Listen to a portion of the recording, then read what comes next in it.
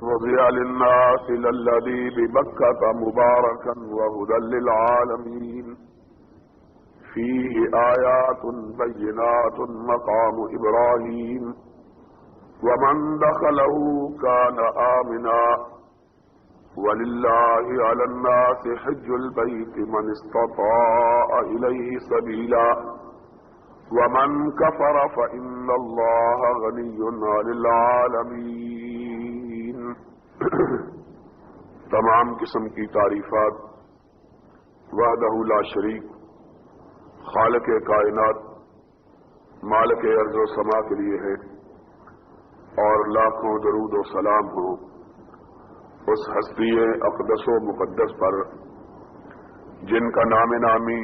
اسم گرامی محمد اکرم صلی اللہ علیہ وعلی آلہ واصحابہ وبارک وسلم ہے۔ وہ ذات مقدسہ مبارکہ مطہرہ کہ رب العزت نے جنہیں رحمت کائنات بنا کر بھیجا اور جن کے ذریعے اہل کائنات کی ہدایت کا اور رہنمائی کا بندوبست فرمایا۔ آج کا دن جو ہم گزار رہے ہیں یہ ان ایام مبارکہ میں سے ایک دن ہے جن ایام میں دنیا کے کونے کونے سے مسلمان اکٹھے ہو کر اللہ کے گھر میں حاضری دیتے ہیں اور خدا کے گھر میں حاضری کے بعد اللہ کے احکامات کی تعمیل میں اور حضرت ابراہیم خلیل اللہ علیہ السلام اور حضرت اسماعیل ذبیح اللہ علیہ السلام اور ذبیح اللہ کی والدہ حضرت ہاجرہ علیہ السلام کی سنت پر عمل کرتے ہوئے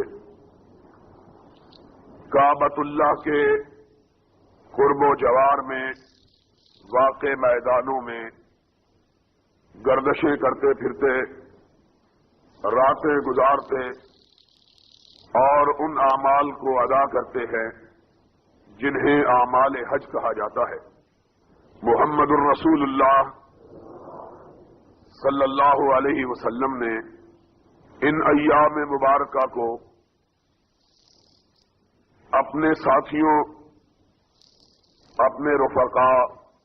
اپنے تلامذہ، اپنے شاگردان رشید، اپنے اصحاب اور ان کے بعد آنے والے لوگوں کے لیے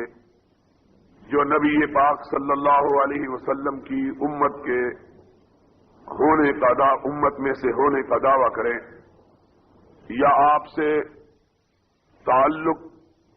اور آپ سے رشتہ مودت کے اور آپ سے رشتہ اطاعت کے مدعی ہوں، ان سے اس بات کا عہد لیا کہ اگر اللہ انہیں استطاعت دے، انہیں توفیق بخشے اور ان کے پاس زاد سفر موجود ہو تو وہ بھی ابراہیم، اسماعیل اور ہاجرہ کی پیروی کرتے ہوئے اسی طرح ان میدانوں کے اندر ان اعمال کو بجا لائیں گے جن اعمال کو ان مقدس اور برگزیدہ ہستیوں نے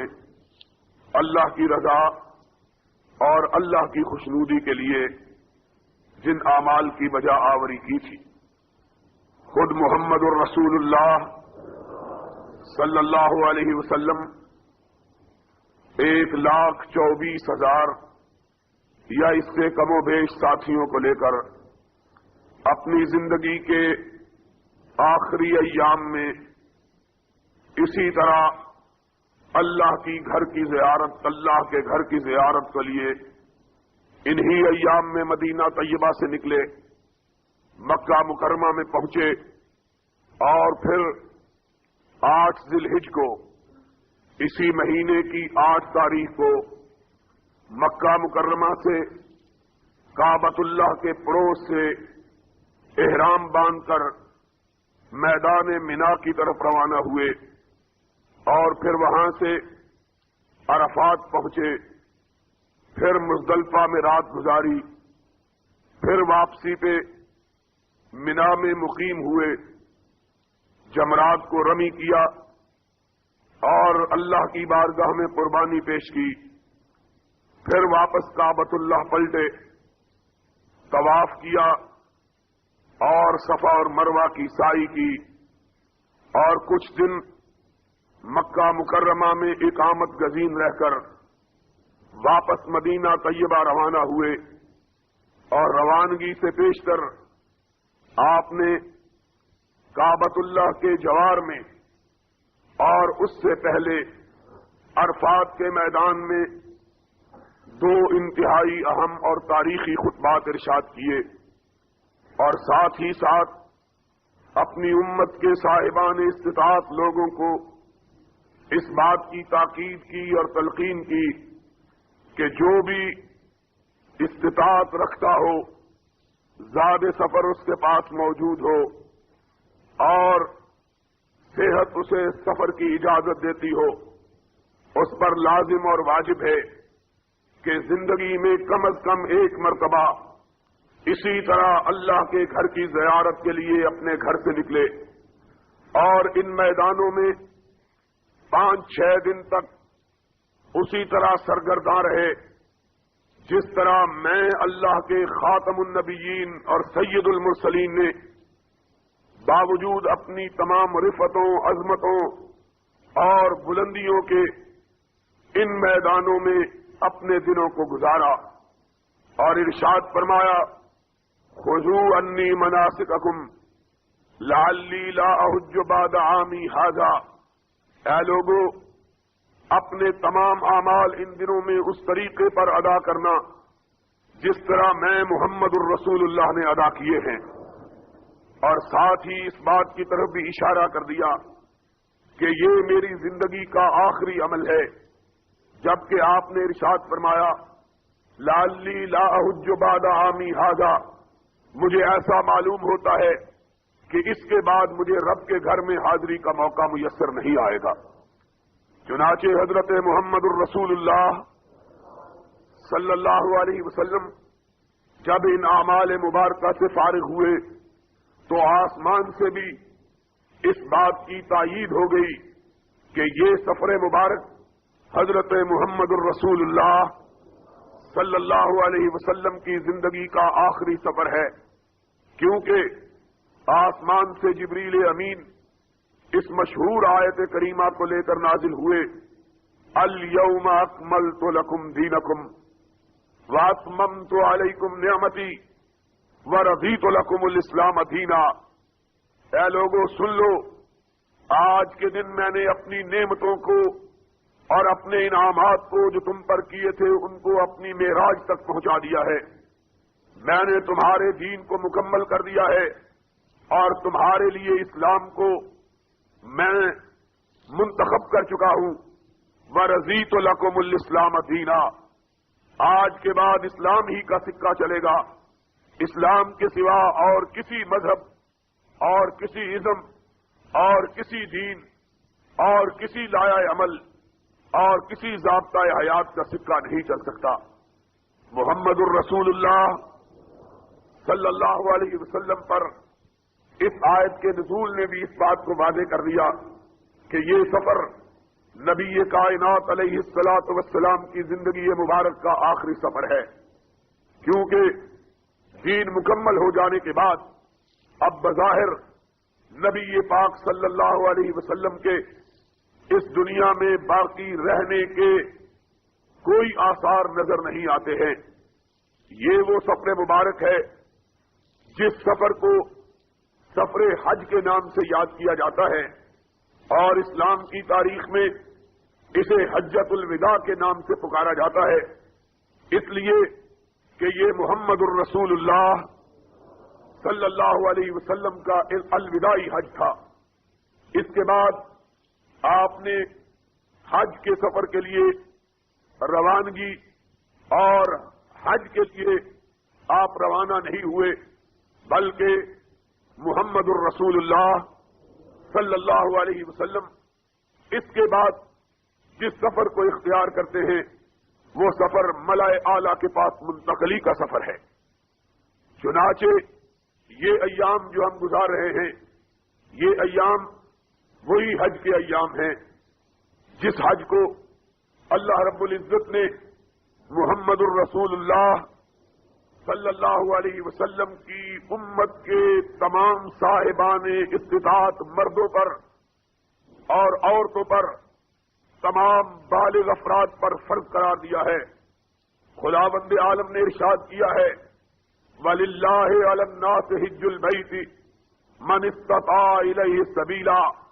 ہر وہ شخص جس کے پاس بیت اللہ تک پہنچنے کی طاقت اور ہمت موجود ہو،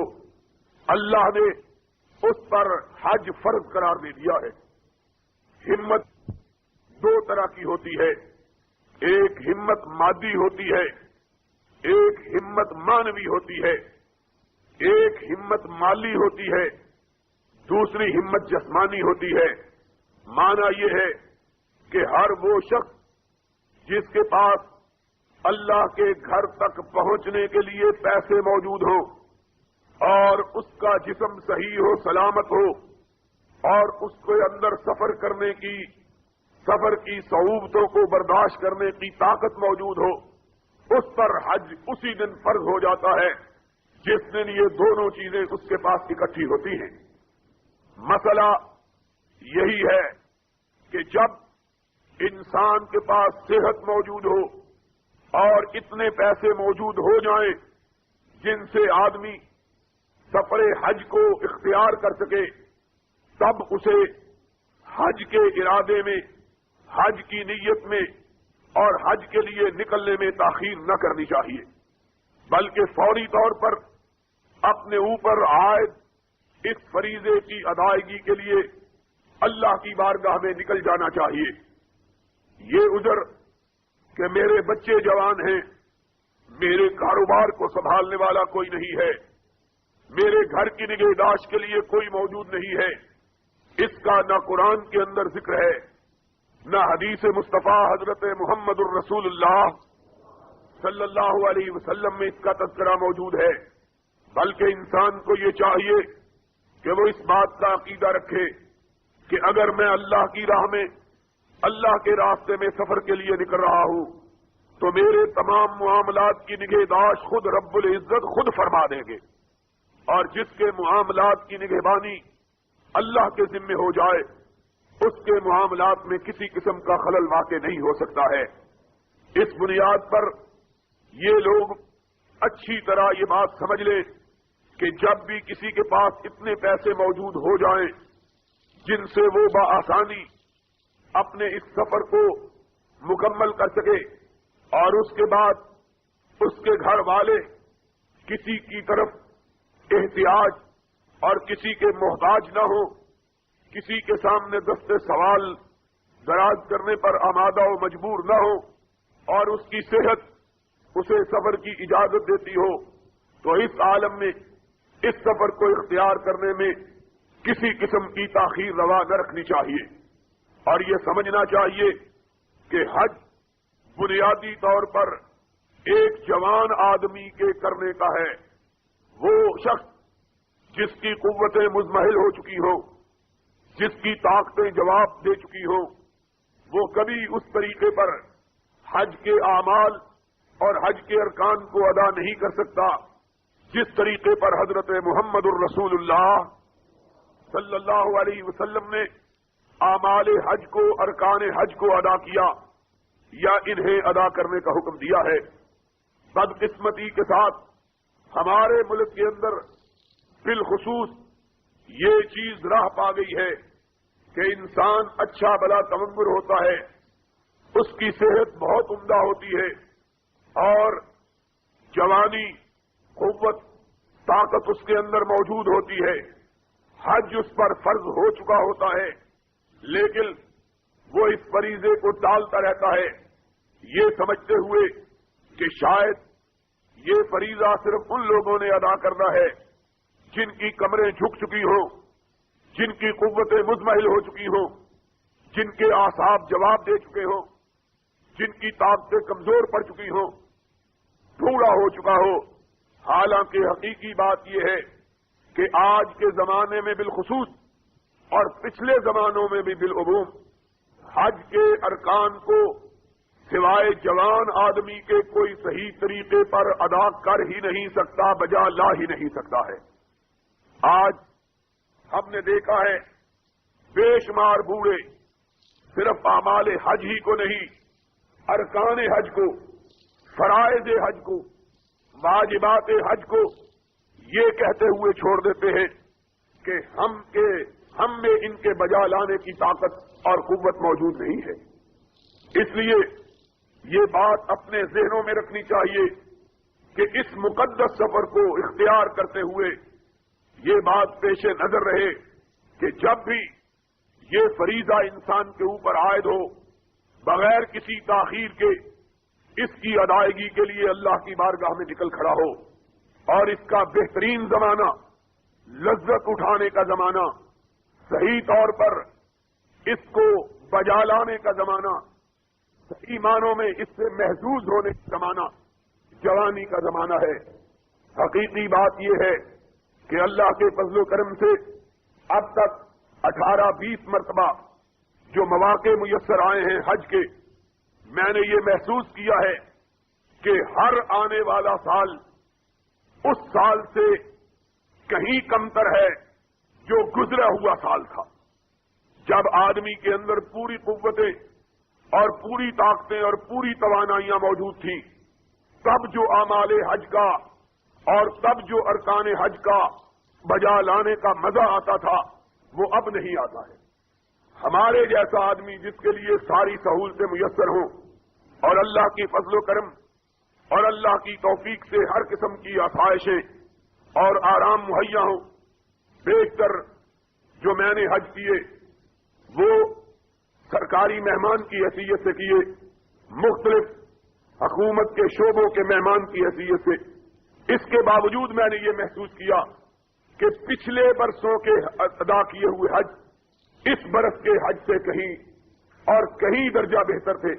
پچھلے برس جو میں نے حج کیا مجھے ایسا معلوم ہوتا تھا کہ اس سے پہلے جو حج کے اعمال ادا کیے تھے وہ اس برس ادا نہیں ہو سکے۔ خود اس برس بھی میرا ارادہ تھا، لیکن اپنی کم ہمتی کی وجہ سے اور صحت کی خرابی کے اتنا تھک چکا تھا سفروں سے، مجھے خدشہ تھا کہ میں صحیح طور پر اعمال حج کو بجا نہیں لا سکتا۔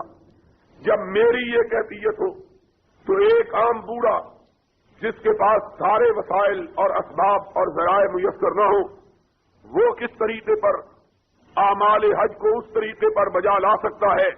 جس طریقے پر حضرت محمد الرسول اللہ صلی اللہ علیہ وسلم نے بجا لانے کا حکم دیا ہے۔ سب سے پہلے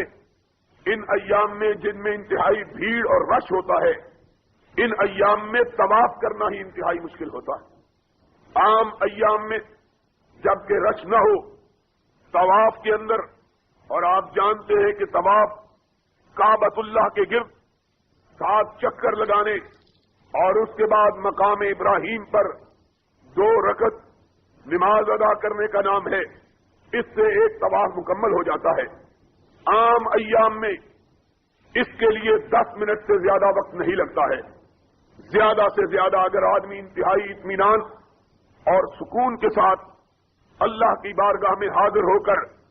طواف کے لیے نکلے تو زیادہ سے زیادہ 7 چکروں میں اور 2 رکعت نماز میں 10 منٹ لگتے ہیں۔ لیکن مجھے اتفاق ہوا ہے پچھلی مرتبہ، اس لیے کہ میں عین حج کے ایام میں پہنچا تھا، 6 تاریخ تھی جب میں کعبۃ اللہ میں حاضر ہوا، تو مجھے صرف ایک طواف کرتے ہوئے 55 گھنٹے سے زیادہ وقت جو ہے وہ لگا تھا، اس لیے کہ پورا مطاف، پورا حرم شریف بھرا ہوا ہوتا ہے اور انتہائی اوپر سے آدمی کو طواف کرنا پڑتا ہے، اور پھر اس بات کا خطرہ ہوتا ہے کہ ذرا پاؤں پھسلا تو پھر اٹھنے کا موقع نہیں ملے گا۔ اس طرح یہ سب سے آسان رکن ہے حج کا، جس کے لیے اتنی محنت، اتنی کاوش اور اتنی ہمت کی ضرورت ہوتی ہے کہ جو شخص ایک دفعہ مطاف میں گر جائے پھر اسے دوبارہ اٹھنا میسر نہیں آتا، اس لیے کہ لاکھوں آدمیوں کا چکر چل رہا ہوتا ہے۔ اگر کوئی آدمی کسی کو بچانے کے لیے رکنا بھی چاہے تو رک نہیں سکتا، اس لیے کہ پورا چکر جو چل رہا ہوتا ہے، اگر وہ رک جائے تو وہ بھی پھسلا جائے اور پیسا جائے. اس لیے کوئی آدمی اگر ارادہ بھی کرے کسی کو بچانے کا یا رکنے کا تو رکنے کی اس کے اندر سخت طاقت تاب اور توانائی نہیں ہوتی. اسی طرح 7 چکر جو صفا اور مروہ کے ہوتے ہیں عام ایام میں جبکہ رش اور ہجوم نہیں ہوتا اس پر 1 گھنٹے سے 1.25 گھنٹہ وقت جو ہے وہ لگتا ہے. لیکن رش کے دنوں میں اس پر کم از کم 3 ساڑھے 3 گھنٹے میسر آتے ہیں. ان کے لیے وقت چاہیے. اب ظاہری بات ہے کہ ایک بوڑھا شخص اور ایک بوڑھی عورت کس طرح 1 گھنٹے اس بھیڑ کا مقابلہ کر سکتی اور مقابلہ کر سکتا اور کس طرح 3.5 گھنٹے کے اندر یہ چکر مکمل کر سکتا ہے. پھر اس کے بعد 8 تاریخ کو جبکہ ساری کائنات ایک ہی میدان کی طرف روانہ ہو رہی ہوتی ہے، ہر حاجی نے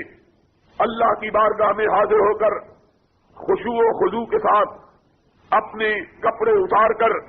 غسل کر کے 2 سفید چادروں کو پہن کر اللہ کی بارگاہ میں حاضری کے لیے میدان مینا میں پہنچنا ہوتا ہے اور وہاں پورا دن اور پوری رات بسر کرنا ہوتی ہے. اور عمومی طور پر یا انتہائی گرم راتیں ہوتی ہیں یا انتہائی سرد راتیں ہوتی ہیں. اب تو کئی برسوں سے انتہائی سخت گرمی چلی آ رہی ہے، لیکن آج سے تقریباً 19 برس پہلے 20 برس پہلے جب میں نے پہلا حج کیا تھا اللہ کے فضل و کرم سے، اس دن انتہائی سردی تھی اور میں یہ دیکھ رہا تھا کہ لوگ بیچارے گاڑیوں کے نیچے اور جو مختلف قسم کے سائے کی چیزیں تھیں ان کے نیچے گھسے ہوئے تھے. اتنی شدید سردی تھی. تو یا انتہائی سخت گرمی ہوتی ہے اور آج کل گرمیوں کا زمانہ ہے، یا انتہائی سخت سردی. اور نہ گرمی کے بچاؤ کے لیے کوئی چیز ہوتی ہے نہ سردی کے بچاؤ کے لیے کوئی لمبا چوڑا اہتمام ہوتا ہے. خیمے لگے ہوئے ہوتے ہیں، ان کے اندر انسانوں کا ہجوم ہوتا ہے. پھر چلچلاتی ہوئی دھوپ، پھر عرفات کا سفر، پھر ایک ہی میدان میں ننگے سر اللہ کی بارگاہ میں کھڑے ہونا، اللہ کی بارگاہ میں حاضر ہونا. پھر وہاں سے شام ڈھلتے ہی مزدلفہ کے لیے روانہ ہونا کہ مزدلفہ میں کسی شخص کے لیے کوئی خیمہ نہیں ہوتا، رات وہاں گزارنی ہوتی ہے. کسی شخص کے لیے کوئی جائے پناہ نہیں ہوتی، کھلے میدان میں رات گزارنا ہوتی ہے. پھر وہاں سے وہ پھٹتے ہی مشعر الحرام پہ اللہ کی یاد کو تازہ کرتے ہوئے دوبارہ مینا میں آنا، قربانی کے لیے تیاری کرنا، پھر بڑے شیطان کو مارنے کے لیے نکلنا، پھر رات وہیں گزارنا، پھر دوسرے دن تینوں شیطانوں کو مارنے کے لیے نکلنا، پھر تیسرے دن تینوں شیطانوں کے لیے مارنے کے لیے نکلنا، راتوں کو وہیں گزارنا اور انہی ایام میں دوبارہ مکہ مکرمہ میں آنا اور آ کے اللہ کے گھر کا طواف کرنا اور صفا اور مروہ کی سعی کرنا، بال کٹوانا، غسل کرنا، کپڑے بدلنا. یہ عام آدمی کے بس کی بات نہیں ہے. یہی وجہ ہے کہ میں نے اپنی آنکھوں سے ان 18-19 برسوں میں یہ دیکھا ہے کہ بے شمار لوگ بہانے ڈھونڈتے ہیں حج کے اعمال سے جی چرانے کے لیے. کہتے ہیں جی مسئلے میں یہ جائز ہے، اس طرح بھی جائز ہے. اور معلم اور مطوف جن کے اوپر حاجیوں کی ذمہ داری ہوتی ہے اور وہ سمجھتے ہیں کہ یہ بہت بڑا بوجھ ہے ہمارے اوپر، وہ ان سے ارکان حج کو چھڑوا دیتے ہیں اور حاجی بھی خوشی خوشی چھوڑ دیتے ہیں، باوجود اس بات کے کہ وہ سمجھتے ہیں کہ ہم اعمال حج چھوڑ رہے ہیں، لیکن بہانہ ڈھونڈتے ہیں. کیوں؟ اس لیے کہ خود ان اعمال کے ادا کرنے کے لیے اپنے اندر ہمت، طاقت اور سخت موجود نہیں ہوتی ہے. اس لیے وہ بھی بہانے ڈھونڈتے ہیں کہ چلو اگر کوئی چیز رہ گئی ہے تو رہ گئی ہے. 20-20, 30-30 حاجی ایک ایک آدمی کو کہتے ہیں تم ہماری طرف سے کنکریاں مارانا. حالانکہ شریعت کے اندر بغیر کسی انتہائی شدید معذوری کے کسی دوسرے کو کنکری مارنے کے لیے وکیل بنانا درست نہیں ہے. 20-20 آدمی ایک آدمی کو کنکریاں دے دیتے ہیں، اس بیچارے سے اپنی کنکریاں نہیں ماری جاتی، وہ اسی طرح پھینک کے چلا آتا ہے اور کہہ دیتا ہے کہ میں مار آیا. ایک آدمی اپنی کنکریاں نہیں مار سکتا. حقیقی بات یہ ہے، میں نے خود 20 سال کا تجربہ ہے کہ جوان آدمی، باہمت آدمی صرف اپنی کنکریاں بڑی مشکل سے مار سکتا ہے. کہ جائے کہ کوئی 20 اور 30 آدمیوں کی کنکریاں پھینکے، کون پھینکتا ہے؟ نتیجہ یہ ہوتا ہے کہ نام ہو جاتا ہے کہ ہم نے حج کیا، لیکن نہ حج کی ادائیگی کا لطف، نہ حج کے اعمال کا مزہ، نہ حج کے ارکان سے بہرہ اندوز، اور نہ وہ سبق حاصل ہوتا ہے جس سبق کے حصول کے لیے اللہ رب العزت نے امت مسلمہ پر اور کائنات کے مومنوں پر اس حج کو واجب اور فرض قرار دیا۔ یہ حج جو اصل بات کہنا چاہتا تھا اس لیے فرض کیا گیا ہے تاکہ مسلمانوں کے اندر جفاکشی کا، ہمت کا، جد و جہد کا، اللہ کی بارگاہ میں قربانی اور ایثار کا، اللہ کی راہ میں وقت کے ضائع کرنے کا، اللہ کی راہ میں مال کے ضائع کرنے کا، اللہ کی راہ میں اپنی جان کو لگانے کا جذبہ پیدا ہو، جہاد کا جذبہ پیدا ہو، صبر کا جذبہ پیدا ہو، اللہ کے احکامات پر انتہائی تلخی میں اور انتہائی سختی میں عمل کرنے کا جذبہ پیدا ہو۔ یہ اصل مطلب ہے حج کے فرض کرنے کا، کہ اللہ رب العزت ایک مومن کو آزماتا ہے کہ کڑی اور چلچلاتی ہوئی دھوپ میں ننگے بدن میری راہ میں نکلو اور کنکریاں مارو، میدانوں میں گھومو اور گرد و غبار میں اپنے آپ کو آلودہ کرو، اپنے سر کے بالوں میں غبار ڈالو، ننگے پاؤں چلو، جوتے ٹوٹ جائیں تب بھی پرواہ نہ کرو، اور ان اعمال کو ان 3 دنوں میں ایک مشینی انسان کی طرح ادا کرو تاکہ تمہارے اندر ہمت، طاقت، قوت، توانائی اور اللہ کی بارگاہ میں ایثار اور قربانی کا جذبہ پیدا ہو۔ اصل حج جو فرض کیا گیا ہے مسلمانوں پر، اس جذبے کو بیدار کرنے کے لیے اور اس جذبے کو زندہ رکھنے کے لیے اور مسلمانوں کو جفاکش قوم بنانے کے لیے، جد و جہد کا عادی بنانے کے لیے اللہ رب العزت نے اور اپنی راہ میں ایثار اور قربانی کے جذبات کو اجاگر کرنے کے لیے اللہ رب العزت نے اس فریضے کو مومنوں پر عائد کیا ہے۔ لیکن اگر انسان اس وقت اللہ کی بارگاہ میں، اللہ کی راہ میں اس فریضے کی ادائیگی کے لیے نکلتا ہے جب انسان کے سارے جذبات مر چکے ہوتے ہیں، جب ساری قوتیں اور طاقتیں ختم ہو چکی ہوتی ہیں، اس انسان نے اس حج سے کیا درس حاصل کرنا، اپنے آپ کو جد و جہد کا کیا عادی بنانا، جذبہ جہاد اپنے اندر کیا بیدار کرنا، اپنے آپ کو مشقتوں اور مصیبتوں کا کس طرح عادی بنانا ہے، اس کے اندر تو کوئی جذبہ ہی باقی نہیں رہا ہوتا، کوئی راکھ ہی نہیں ہوتی جو چنگاری بن سکے۔ اس لیے ماں سوائے ان لوگوں کے جن کے پاس قوت، طاقت اور زیادہ سفر ہی اس وقت آیا ہے جب ان کی عمریں ڈھل چکی ہیں، ان کے ماں سوا میرا ایمانداری سے یہ نقطہ نظر ہے کہ وہ لوگ جو جان بوجھ کر حج کو مؤخر کرتے ہیں باوجود اس بات کے کہ اللہ نے ان کو طاقت اور توانائی بخشی ہوئی ہوتی ہے، ان کو مال اور دولت دیا ہوا ہوتا ہے، بڑھاپے تک کے لیے اس کو مؤخر کرتے ہیں، ان کا کوئی حج نہیں ہے۔ حج ان کا ہے کہ جن پر جس وقت حج فرض ہو اسی وقت وہ اللہ کی بارگاہ میں سفر کے لیے نکل کھڑے ہونے کا ارادہ رکھتے ہو، ان کے اندر ہمت ہو، ان کے اندر عزم ہو، ان کے اندر جان ہو کہ ہم اللہ کی بارگاہ میں اپنی ہر قسم کی قربانی دینے کے لیے تیار ہیں۔ آدمی وقت کو ٹالتا رہے اور کہے میں بوڑھا ہو جاؤں گا، اور کون جانتا ہے کہ اس پر بڑھاپا آنا بھی ہے کہ نہیں آنا ہے؟ کس کو معلوم ہے کہ اس نے کل تک زندہ رہنا بھی ہے کہ نہیں رہنا ہے؟ اور میرے آقا و مولا حضرت محمد الرسول اللہ صلی اللہ علیہ وسلم نے ارشاد فرمایا ہے، اللہ نے جس پر حج فرض کیا اور اس نے فرضیت کے باوجود حج کو ادا نہیں کیا، آپ کا ارشاد گرامی ہے، آپ نے فرمایا اللہ کو کوئی پرواہ نہیں، وہ یہودی ہو کے مر جائے یا ہو جاتا ہے، اس دن اس کے اوپر حج فرض ہو جاتا ہے، اسی دن سے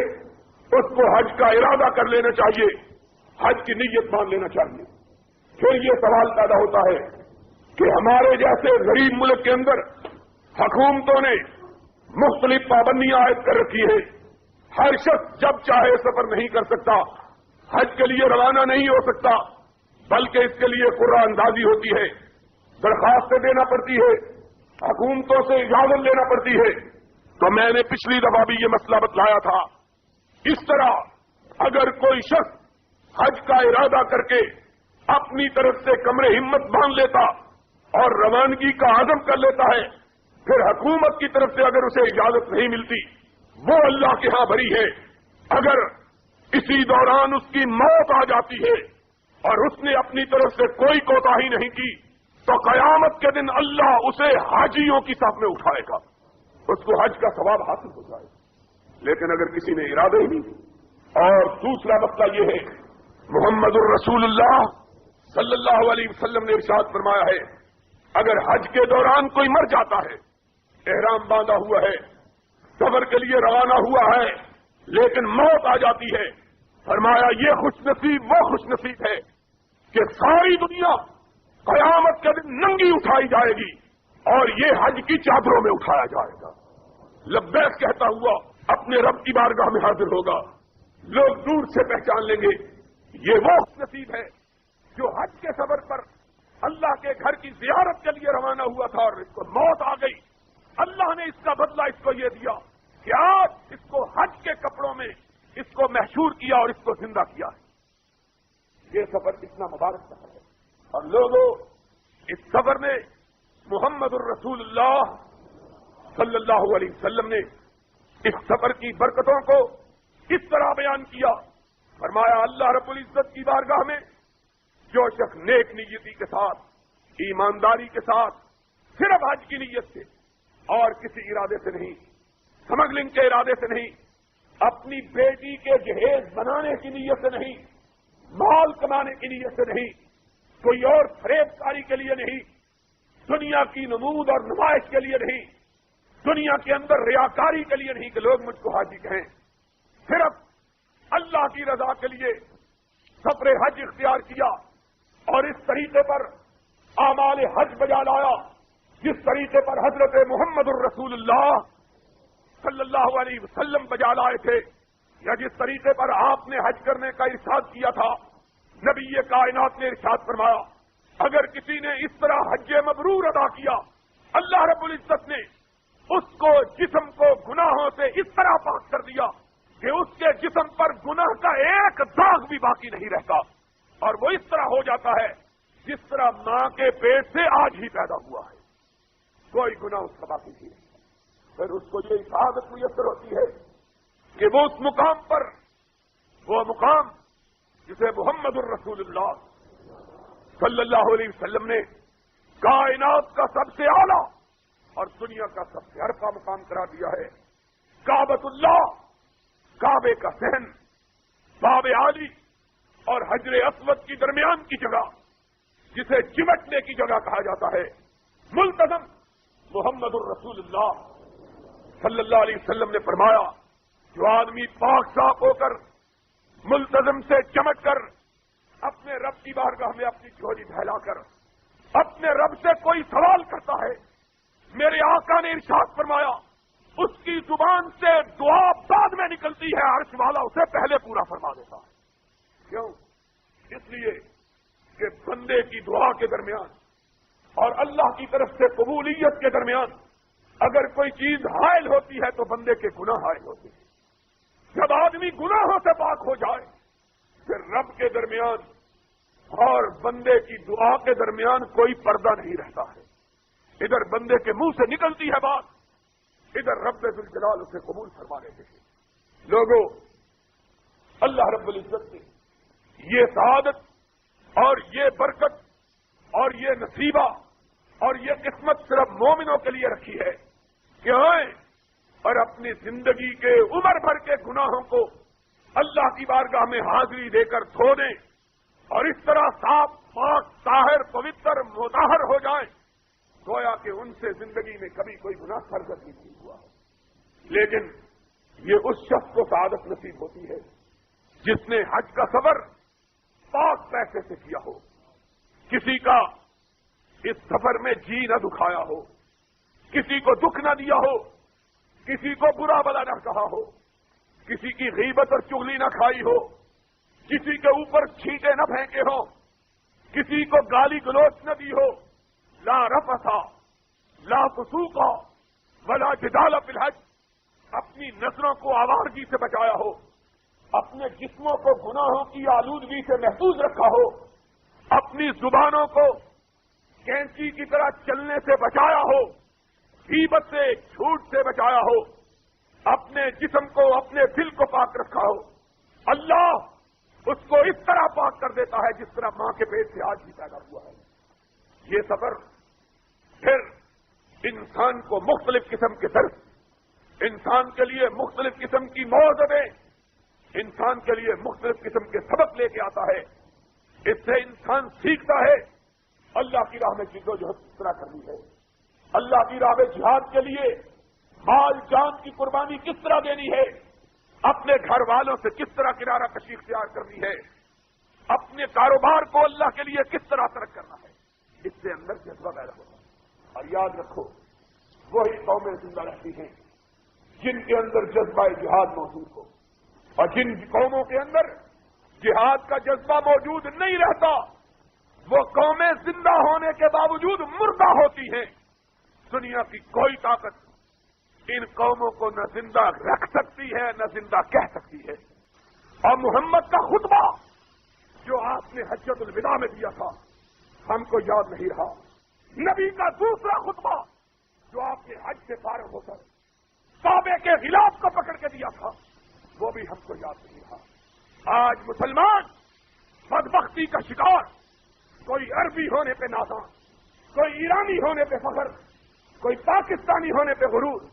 کوئی ترکی ہونے پہ تفاخر، کسی کو یاد نہیں کہ کائنات کے امام نے حجۃ الوداع کے دن عرفات کے کھلے میدان میں 1.25 لاکھ سے زیادہ اپنے اصحاب کو خطاب کرتے ہوئے کہا تھا، لا فضل لعربی علی عجمی ولا لعجمی علی عربی ولا لاسود علی ابیض ولا لابیض علی احمر الا بالتقوی ان اکرمکم عند اللہ اتقاکم۔ سن لو، آج تمہارے سارے نفسی غرور اور تمہارے سارے وطنی تباغر محمد نے اپنے پاؤں کے نیچے روک دیے ہیں۔ سن لو، کسی عربی کو کسی اجمی پر، کسی اجمی کو کسی عربی پر، کسی گورے کو کسی کالے پر، کسی سفید کو کسی سیاہ پر کوئی فضیلت نہیں۔ سب سے زیادہ بہتر انسان وہ ہے جو اللہ سے زیادہ ڈرنے والا ہے۔ آج کہاں کی سے جدا، آج پیسے پر غرور ہے عربوں کو، اور بدبخت طرف خدا کی قسم، میری بات کو یاد رکھنا، اس امت پر عذاب آنے والا ہے، اور سب سے پہلے جن پر عذاب آئے گا وہ عربوں پر آئے گا۔ اس لیے کہ عرب اربوں روپوں کے مالک، خربوں ڈالروں کے مالک، پیٹرول کی دولت نے ان کو مالا مال کر دیا۔ صبح گدھے چراتے تھے، رات کو مرسیڈیز اور کیڈیلک کاریں ان کے پاس، صبح بھوکے سوئے، رات کو مال و دولت کے انبار لگے۔ ان بدماش اور بدبخت اربوں نے اپنی دولت کو اپنے رب کی خوشنودی میں صرف نہیں کیا، الا من رحم ربک، چند لوگوں کو چھوڑ کر۔ وہ قوم کبھی زندہ نہیں رہتی جو بدکاری کا اور بدماشی کا شکار ہو جائے،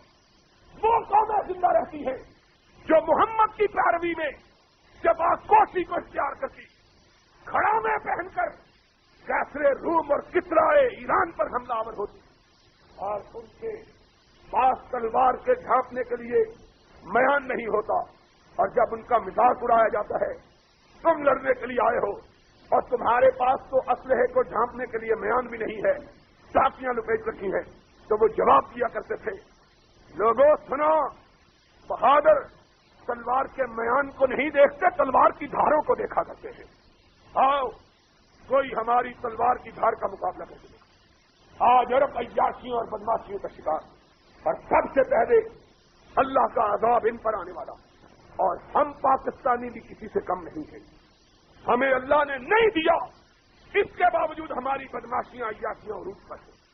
ان کو تو دیا تھا وہ بچے، ہم بغیر دیے کے بچے ہوئے بھوکے۔ محمد الرسول اللہ صلی اللہ علیہ وسلم نے 3 آدمیوں پر لعنت کی ہے۔ نبی جس نے کبھی اپنی زبان سے بری بات نہیں کہی، سخت بات نہیں کہی، اس نبی نے 3 آدمیوں پر اپنی زبان سے لعنت کی۔ فرمایا بھوکا متکبر، اس پر اللہ کی لعنت۔ ایک بھوکا اور پھر متکبر، کسی کے پاس پیسے ہوں وہ تکبر کا اظہار کرے، بات سمجھ میں آتی ہے، بھوکا بھی اور متکبر بھی، اور وہ بوڑھا جو بوڑھا بھی ہے، بدماش بھی ہے، بدکار بھی، بوڑھا، اور ہماری حالت یہ ہے بھوکے بھی اور متکبر بھی۔ اسی وجہ سے ہماری حالت انتہائی خستہ۔ محمد الرسول اللہ صلی اللہ علیہ وسلم نے دوسری بات جو کہی تھی خطبہ حجۃ الوداع کے بعد کعبے کے خلاف کو پکڑ کر آپ نے ارشاد فرمایا تھا، اے کعبہ تو بڑا مقدس، تیری عزت اللہ کی نظر میں بہت بڑی۔ دنیا کے اندر کعبے سے زیادہ مقدس مقام کوئی دوسرا موجود نہیں، کوئی دوسرا مقام کعبے سے مقدس نہیں۔ محمد الرسول اللہ کہنے والا کون ہے؟ ناطق وحی، ما ینطق عن الہوی ان هو الا وحی، وہ جو اپنی مرضی سے نہیں بولتا، اس وقت بولتا ہے جب اللہ بولنے کا حکم دیتا ہے۔ اس محمد الرسول اللہ صلی اللہ علیہ وسلم نے کعبے کے خلاف کو پکڑ کر کہا تھا، اے کعبہ تو بڑا مقدس، تیری بڑی بڑائی، لیکن میں کبریا کی بڑائی کی قسم کھا کے کہتا ہوں، ایک مومن کا خون مجھ سے بھی زیادہ مقدس ہے۔ ایک مومن کا خون کعبے سے بھی، آج کہاں ہے مومن کے خون کی مقابلہ؟ حکومتیں امن و امان قائم کرنے سے آری ہو چکی، ہر روز مسلمان مر رہے ہیں، ہر روز مومنوں کا خون بہایا جا رہا ہے، کوئی پوچھنے والا نہیں۔ ایسے عالم میں آدمی کہے تو کیا کہے، پیٹوں دل کو کہ روؤں جگر کو میں،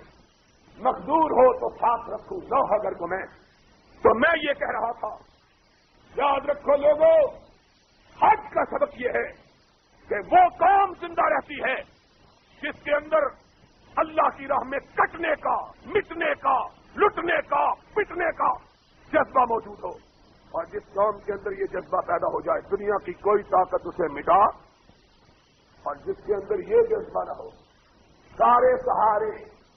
پورے کر لے، پھر دنیا کی کوئی طاقت اسے مٹنے سے بچا۔ وآخر دعوانا الحمدللہ۔